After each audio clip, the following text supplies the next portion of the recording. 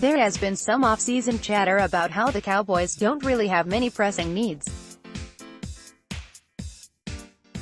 Maybe there is some truth to that statement, as the Cowboys did take care of their most glaring need at receiver by way of a mid-season trade for Amari Cooper. Dallas will enter this year's draft without a first-round pick, but it was well spent on the 24-year-old receiver that already has 3 1,000-yard receiving campaigns. However, just because there are no glaring holes on the roster doesn't mean there aren't areas under the surface to address. The Cowboys' defense finished with just 20 takeaways in 2018, which ranked them 16th in the NFL. The Cowboys, Chargers, Ravens, and Eagles all made the playoffs despite having 20 or less takeaways. The two Super Bowl teams, Patriots and Rams, combined for 58 takeaways, and both ranked top 5 in creating turnovers. The Cowboys haven't been top 5 in takeaways since the 2014 season. This Cowboys defense has been among the best in fumble recoveries, ranking 7th in 2018 with 11 of their 20 takeaways being from forced fumbles.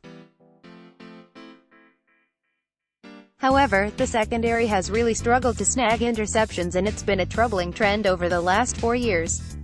Since 2014, a season when Dallas had 18 interceptions, the Cowboys have only reached 10 picks once, which was 2017. Last year, the Cowboys only had 9 picks, and the players would tell you that they missed quite a few opportunities. Byron Jones made the Pro Bowl despite not recording a single interception at cornerback. Rookie linebacker Leighton Vander Esch and second-year safety Xavier Woods tied for the team lead with 2 interceptions each in 2018. Somehow, someway, the Cowboys have to get more playmaking ability out of the back end of this defense. Though most of the off-season work will be done in-house by way of extensions, the Cowboys really need to consider the options available to them in free agency.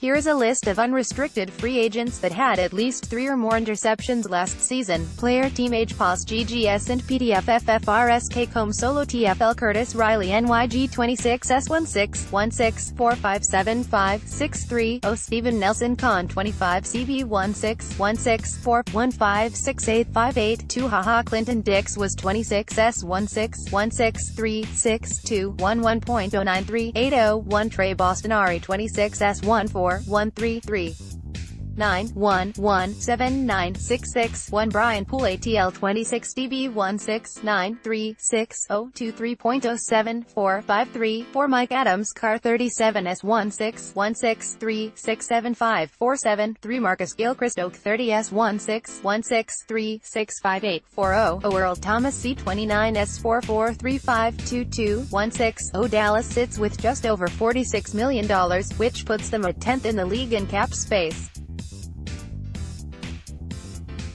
If they make decisions on Sean Lee, $7 million base salary, Terrence Williams, $3.5 million base salary, and potentially even Allen Hurns, $4 million base salary, the Cowboys could free up another $18 million.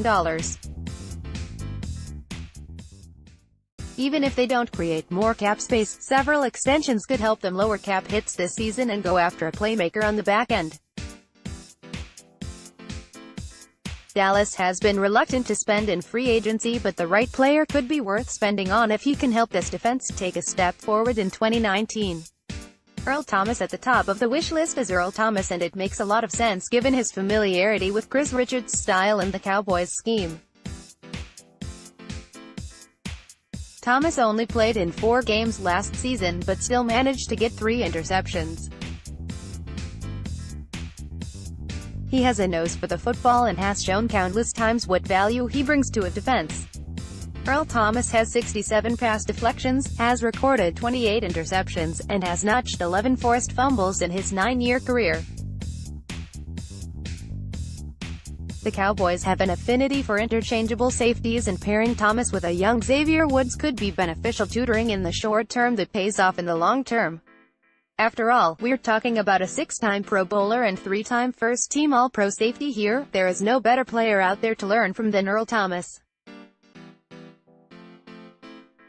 The question will center around the market value for a player like Thomas, who is coming off a lower leg injury that ended his season prematurely.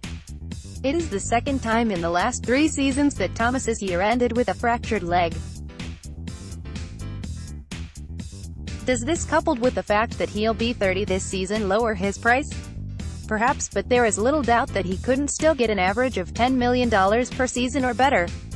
Could the Cowboys perhaps get Thomas on a similar deal to his last one with the Seahawks in 2015?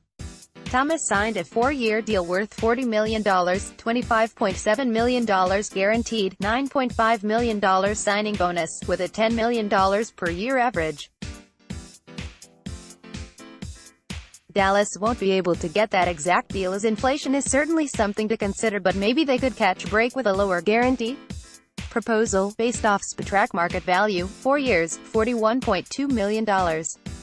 Deal, $22.6 million GTD, $9.8 million signing bonus, $10.3 million per year average. Knowing the Cowboys front office, if they swing something like this, it'll be a front-loaded deal with lots of protection in the details.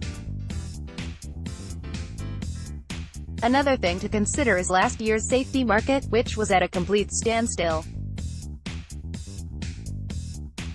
Earl Thomas's holdout had a lot to do with it, and the largest contract that was signed was a 3-year deal worth $16.5 million for Kurt Coleman of the New Orleans Saints. Even the Honey Badger, Tyrann Mathieu, only got a 1-year deal and hits the market again in 2019. With guys like LaMarcus Joyner, Clinton Dix, Trey Boston, Adrian Amos and Earl Thomas available, free agency has a heavy dose of safety help. Will these players all find that an oversaturated safety pool brings another stingy market? If so, the Cowboys may be in great position to get a friendlier deal below market value. Either way, the Cowboys' defense just needs to find a playmaker on the back end, and Earl Thomas is atop the list of candidates for the job. If Earl Thomas's ability to get takeaways is added to an already ascending defense, the Cowboys may finally get back into Super Bowl contention.